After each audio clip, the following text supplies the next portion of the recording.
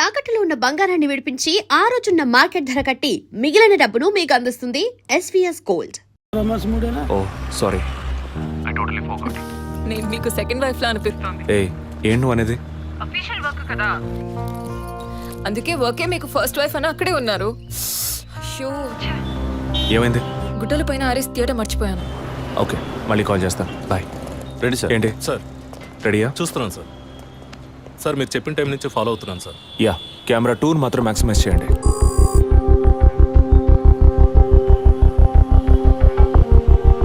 కొంచెం ఫార్వర్డ్ చేయండి. Forward forward forward forward forward. Okay okay, stop stop stop.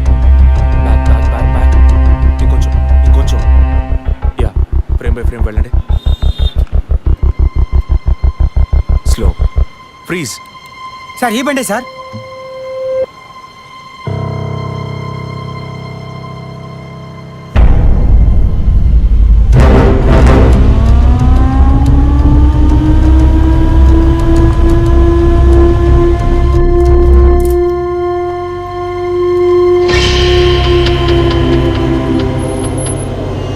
Driving side Zoom చేయండి.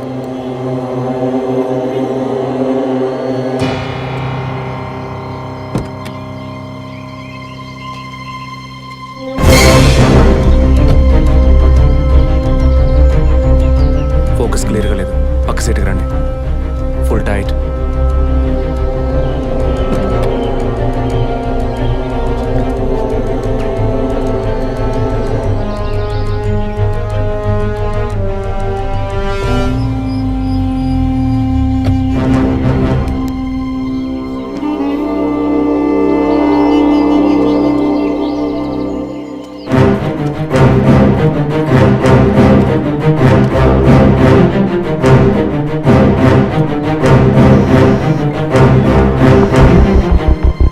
గీత, నేనే నీకు కాల్ చేద్దాం అనుకున్నాను. ఏంటి చెప్పు. ఆ రోజు ఒకటి చర్చ్ దగ్గర కార్లో చూసానని చెప్పానే. అవును.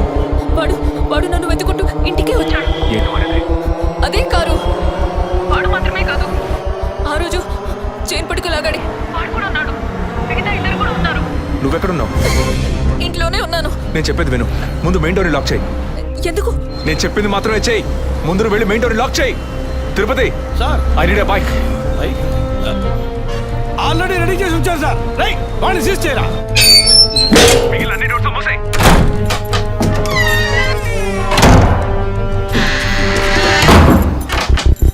ఇంట్లో ఎవరెవరు ఉన్నారు? మా నాన్న నేను మాత్రమే ఉన్నావు. చెప్పమంటావా నాన్నకి? వద్దు, అనవసరంగా టెన్షన్ అవుతారు. ఇంకేం చేయమంటావు? పోలీస్కి ఫోన్ చేయమంటావా? కట్ చేసి మళ్ళీ చేయి. Sorry sorry sorry. సరే, డిస్కనెక్ట్ చేయకు, లైన్లోనే ఉండు.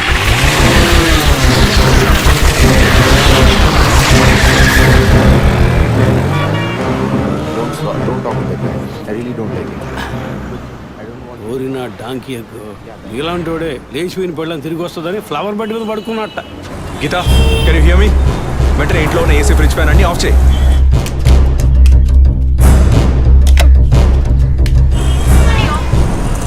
ఆఫ్ చేశాను. మెయిన్ డోర్ కి వ్యూ పాయింటర్ ఉంది కదా, దాని కింద కూర్చో. నేను చెప్పేది విను. నీ తెలిసిన వాళ్ళు, ఫ్రెండ్స్, పక్కింటి వాళ్ళు ఎవరు వచ్చి పెట్టుకుంటే నేను వచ్చే వరకు తలుపు తెరవకు. ఓకే, మీ నాన్ని తెరవద్దాను. ఆ జర్నీ కాస్ట్ ఎవరు వచ్చినా తలుపు తెరవకు తెరవకు తెరవకు.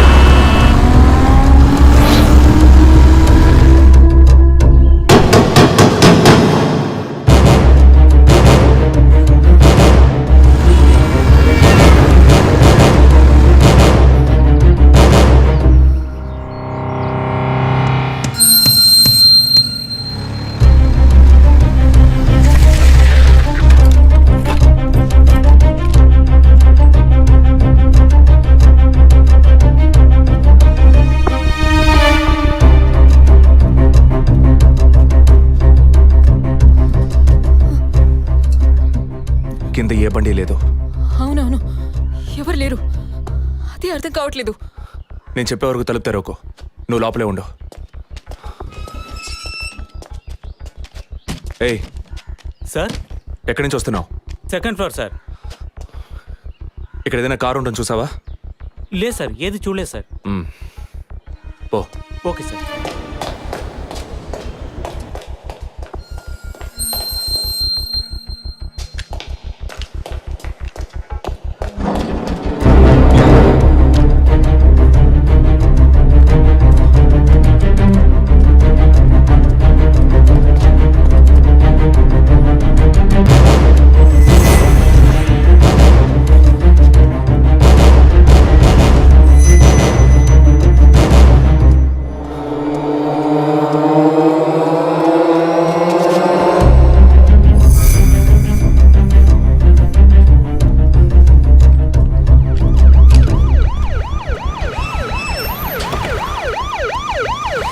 సార్, ఈ సరౌండింగ్ లో ఉన్న అన్ని సిగ్నల్స్ లో ఆ బండిని ట్రేస్ చేయమని చెప్పాను సార్. చుట్టూ ఉన్న అన్ని స్ట్రీట్స్ ని తరోగా చెక్ చేయండి. Okay sir. అలాగే సార్.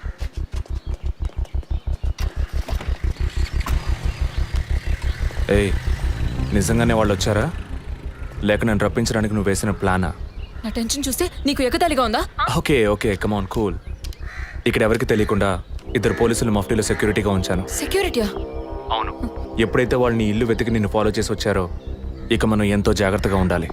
ఒక మర్డర్కి క్లూ దొరకపోతే ఇంకో మర్డర్ ద్వారా క్లూ దొరికినట్టు మీకు నేనే క్లూ అవుతానేమో అనిపిస్తుంది. ఏయ్, ఎందుకు అలా మాట్లాడుతున్నావు? ఇంకో వారంలో ఈ కేసు పూర్తవుతుంది. అది సరే, నువ్వు చెప్పింది నిజమో కాదో నాకు తెలీదు, కానీ నీకోసం ఇంత దూరం వచ్చానా లేదా? కూల్గా ఒక గ్లాస్ వాటర్ ఇవ్వచ్చు కదా. ఎందుకు ఇవ్వాలి? సినిమాలో పోలీసులో నువ్వు లాస్ట్లోనేగా వచ్చింది. నువ్వివ్వకపోతే మా ఇల్లు ఏమైనా దూరం అనుకుంటున్నావా? అక్కడికి వెళ్ళి తాగుతాను.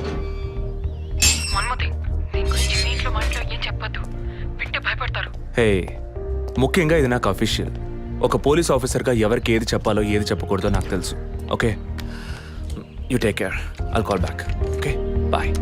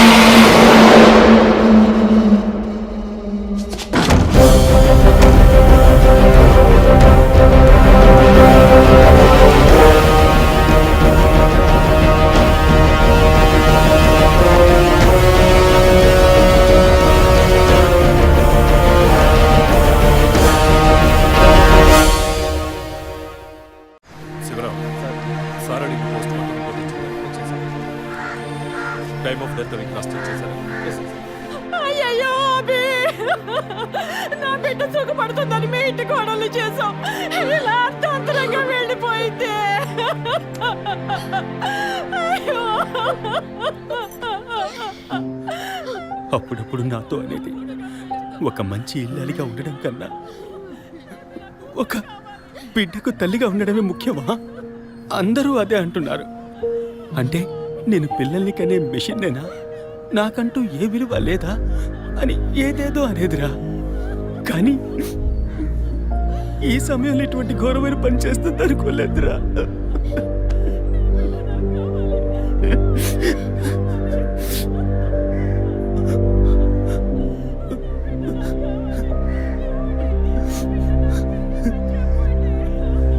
పిఎం రిపోర్ట్ ప్రకారం ఉరేసుకున్నందువల్ల గొంతు భాగంలో తాడు బిగుసుకుపోయి గాయమైంది సార్. ఇంటర్నల్గా శ్వాసనాళాలు బిగుసుకుపోయి ఊపిరాడుండదు సార్. మీరు సందేహపడినట్టు ఎవరు వచ్చిపోయిన ఆనవాళ్ళు ఏవీ లేవు సార్. అమ్మ అన్నగారుల స్టేట్మెంట్ ప్రకారం డబ్బు కానీ నగలు కానీ ఏవి పోలేదు సార్. ప్రస్తుతానికి the mode of death is సూసైడే సార్. బట్ కారణం ఏమిటి అన్నది మాత్రం మీ అన్నయ్య గారిని ఎంక్వైరీ చేయాలి సార్. ఇప్పుడు నిన్నేమడిగామని ఒక వంశాంకురాన్నే కదా అడిగాం. ఆ పరమాత్మ ఇచ్చే సమయంలో ఇలాంటి పని చేసి వెళ్ళిపోయావేంటమ్మా? ఏమీ తెలియనట్టు మాట్లాడకండి. మీరు అడిగినంత డబ్బు ఇస్తామన్నాక అంతలోనే నా బిడ్డని పొట్టని పెట్టుకున్నారే. విసర రిపోర్ట్స్ వచ్చిన తర్వాత నాకు ఇన్ఫార్మ్ చేయండి. Sure sir. ఈ డబ్బేంటి? ఎవరు అడిగారు? ఎందుకు ఇలా నోటుకొచ్చినట్టు మాట్లాడుతూ మీరు అడగబడకుండానే తను వచ్చి 50 లక్షలు అడుగుతుందా? వాళ్ళ నాన్న కూడా ఇస్తామని చెప్పారుగా. మేమా? మీరు అడగలేదు అనుకోండి, మీ కొడుకు అడగమని చెప్పుంటాడు. 2 రోజులు ఓపిక పట్టలేకపోయారే. ఓపిక పట్టుంటే నా కూతురు నాకు దక్కేది. విన్నావుట్రా మాటలు ఎంత నింద మోపుతున్నారో. మనం ఏం తప్పు చేసామని రా ఇన్ని మాటలు మాత్రం పెట్టారు. అయ్యో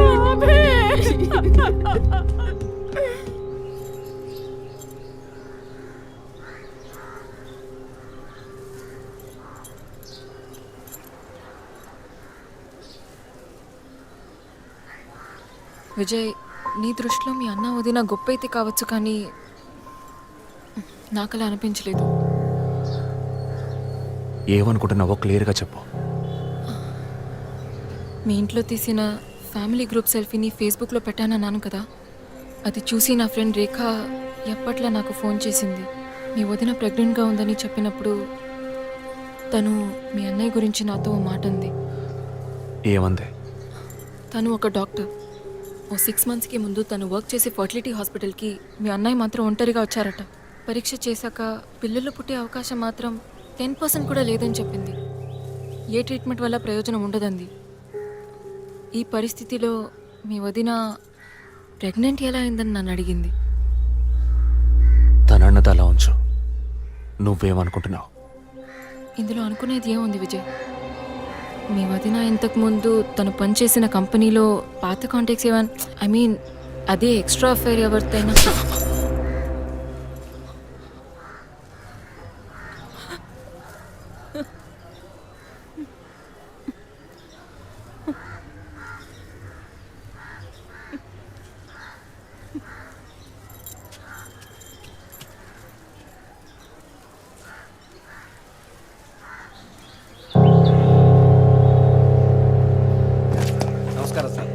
నమస్కారం sir. Good morning sir. Sir అడిగిన ఫైల్స్ అన్ని రెడీగా ఉన్నాయా?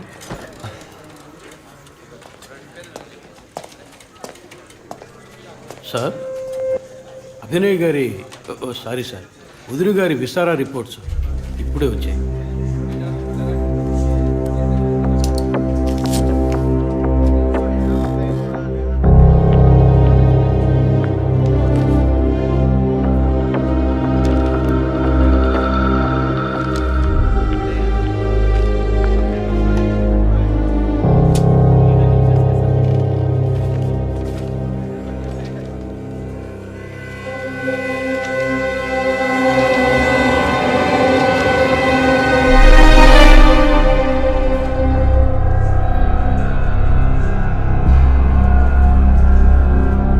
తిరుపతి, సార్, జెసికా ఆటాప్సీ రిపోర్ట్స్ తీసుకురండి.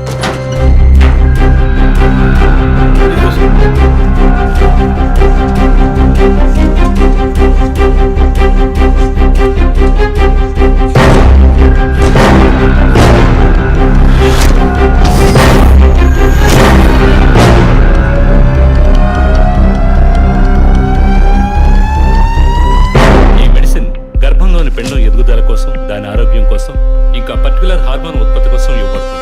ఆర్టిఫిషియల్ గర్భధారణ కోసం ఫెర్టిలిటీ డ్రగ్ గా కూడా దీన్ని యూజ్ చేస్తారు. ఆర్టిఫిషియల్ గర్భధారణ అంటే ఈ టెస్ట్ ట్యూబ్ బేబీ వంటిదా? నో, ఖచ్చితంగా అదే అయి ఉంటుందని చెప్పలేము. లైక్ IVF, ICI అని ఎన్నో ఫ్రోజన్ మెథడ్స్ ఉన్నాయి. ఈ 2 కేసులు ఊహించిన డెత్ అవ్వడం వల్ల ఇక్కడ ఇంకో విషయం కూడా చెప్పాలి. ఏంటి డాక్టర్? మన మంత్రి విద్యాధరరావు గారి కోడలో పద్మావతి సూసైడ్ చేసుకున్న కేసు మీకు గుర్తుంది కదా? అన్నానగర్ వెస్ట్. ఎగ్జాక్ట్లీ. ఆ అమ్మాయి ఒంట్లో కూడా ఇదే మెడిసిన్ ఉన్నట్టు కనుక్కోవడం జరిగింది. పొలిటికల్ స్టేటస్ వల్ల పేపర్లో కూడా పెద్దగా రాలేదు. You would have notice.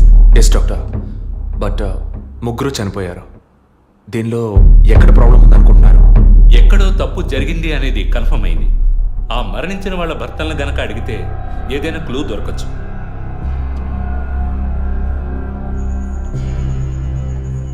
నువ్వు తింటూ ఉండు, నేను మీ నాన్నకు టాబ్లెట్ ఇచ్చొస్తాను.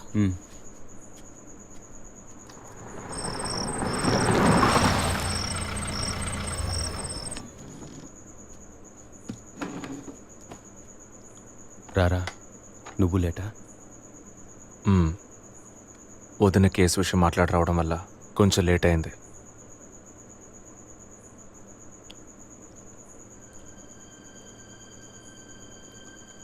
ఇంత పని చేస్తావు అనుకోలేదు. ఏంటి? నిజాన్ని దాచడం. పోలీస్ దగ్గర దాచిపెట్టచ్చు, కానీ తమ్ముడి దగ్గర దాచకూడదు. నువ్వనేది దేని గురించిరా? వదిన విషయమే. వదిన విషయమా? వదిన్ని ఎందుకు చంపావు? ఏంట్రా వాగుతున్నావు?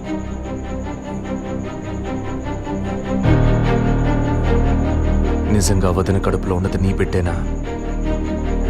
ఏం కూర్చావురా? మీ వదిన గురించి ఎంత మాట అన్నావురా? చేతిరా, నిజం చెప్పరా. పోలీసు అని ఏమైనా మాట్లాడతావా? నిజాన్ని నువ్వెందుకు దాచావు? దాచడం తప్పని నీకు తెలీదా? నేనేం దాచాను? చెప్పరా, నేనేం దాచాను? నువ్వేదో దాచిపెట్టావు, చెప్పరా. రేయ్, విజయ్, విజయ్, వదలరా, రేయ్, వదలు. అయ్యో, వదలరా. రేయ్, ఎందుకు ఇలా కొట్టుకుంటున్నారు? వదలరా, వదలరా.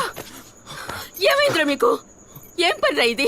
అమ్మా, వదిన విషయంలో వీడేదో దాస్తున్నాడు, చెప్పమను. రేయ్, పిచ్చి పట్టిందా నీకు? నేనేం దాచిపెట్టలేదురా. రేయ్, తను చనిపోయిందని బాధపడాల్సింది పోయి మీరు లేదు, కొట్టుకుంటారేంట్రా? వదిన తనంతట తను చావలేదు. మీరందరూ కలిసే తను చంపారు. ఏమిట్రా నువ్వు అనేది? అవును, మరి నువ్వు వీడికి పెళ్ళైన రోజు నుంచి ఎన్నిసార్లు పిల్లలని వదిన మనసుని బాధ పెట్టావు? ఎన్నిసార్లు నా ఎదురే వదిని గుచ్చి అడిగావు? ఎవరింటికి వచ్చినా వాళ్ళ ముందే ఏదైనా విశేషమా అని అడగడం. ఎవరింటికైనా పోతే ఏం విశేషం లేదు అంటాం. ఎవరో ఒక డాక్టర్, ఏదో ఒక హాస్పిటల్, నీకు కావాల్సిందల్లా ఎలాగైనా వదినకు ఒక బిడ్డ పుట్టాలి, అంతేగా? అదేగా నీకు కావాల్సిందే. ఎన్నిసార్లు వదిన అడుగుంటావు? ఒక్కసారైనా నీ కొడుకుని అడిగావా?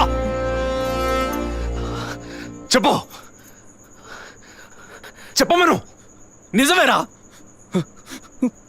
నేనే తప్పు చేశాను. నువ్వు చెప్పినట్టు తప్పు నాదే, తప్పంతా నాదే. కానీ నువ్వనుకున్నట్టు కాదురా. నీకు బాగా తెలుసు ఎన్ని హాస్పిటల్స్, ఎంతమంది డాక్టర్లు, ఎన్ని గుళ్ళ చుట్టూ నేను మీ వదిన తిరిగాం. చివరికి ఒక నమ్మకమైన హాస్పిటల్లో అపాయింట్మెంట్ దొరికింది.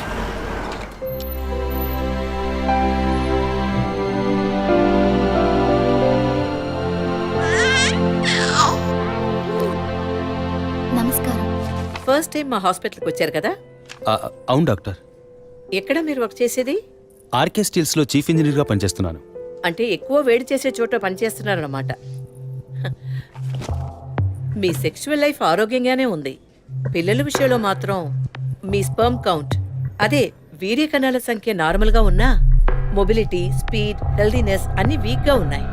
ఇవాళ ఉన్న కపుల్స్లో 150 మందికి ఈ ప్రాబ్లం ఉంది. కారణం వాళ్ళు వర్క్ చేసే చోటు, మెంటల్ స్ట్రెస్, తినే భోజనం అన్నిటి వల్ల. ఇదేం పర్మనెంట్ ప్రాబ్లం కాదు. త్రూ ప్రాపర్ ట్రీట్మెంట్ ఈజీగా మీ వీర్య కణాల క్వాలిటీని అభివృద్ధి పరిచి నార్మల్గా బిడ్డకి జన్మనివ్వచ్చు. ఈ ట్రీట్మెంట్కి ఎన్ని రోజులు పడుతుంది డాక్టర్? కనీసం 1 year పడుతుంది. ఈ ట్రీట్మెంట్ తీసుకుంటే సక్సెస్ అవుతామా? 60% నేను గ్యారంటీ ఇవ్వగలను. మిగతా 40% మీరు నమ్మే ఆ దేవుడి చేతిలో ఉంది. ఒకవేళ ఎక్కువ లేట్ అవుతుందని మీరు ఫీల్ అయితే ఇంకో మెథడ్ ఉంది. ఏం మెథడ్ డాక్టర్? Artificial insemination. అంటే మీరనేది? దట్ మీన్స్ సెక్షువల్ లైఫ్ ద్వారా సాధ్యంగాని విషయాన్ని కృత్రిమ విధానంలో ఇంజెక్షన్ ద్వారా మీ వీర్య కణాలను మీ వైఫ్ అండంలోకి పంపిస్తే చాలు 100% గర్భవతి అయ్యే అవకాశం ఉంది.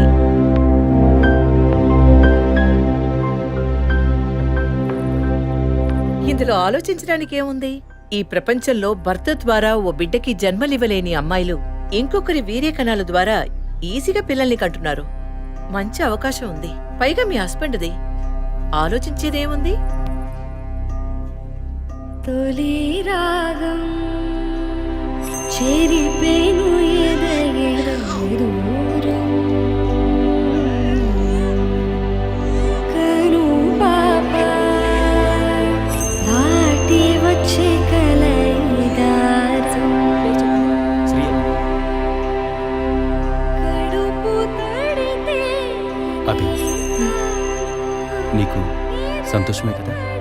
ఒక విధంగా నాకు సంతోషమేనండి. అత్తయ్య మావయ్య ఎలా అర్థం చేసుకుంటారో ఏమో. వాళ్ళెందుకు అపార్థం చేసుకుంటారు? వాళ్ళతో నేను మాట్లాడతాను. వద్దండి, ఈ విషయం ఎవరికీ చెప్పొద్దు.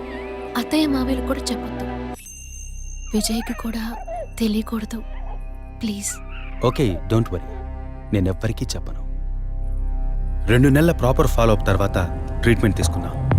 మేము ఇన్నేళ్ళు వెయిట్ చేసినందుకు ఒక అర్థం పరమార్థం దక్కిందనుకున్నాం. అప్పుడు మేమెంత ఆనందించామో నీకు తెలుసు. కానీ నువ్వు చెప్తున్నట్లు అత్తయ్య మావయ్యని 50 లక్షలు నేను అడగలేదు. అంత పెద్ద అమౌంట్ని హాస్పిటల్ వాళ్ళు అడగలేదు. మేడం ఒకే ఒక సెల్ఫీ మేడం ప్లీజ్.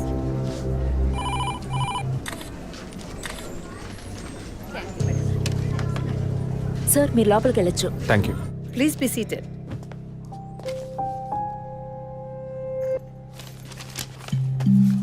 చనిపోయిన అభినయ్కి బ్రదర్లా అన్నారు.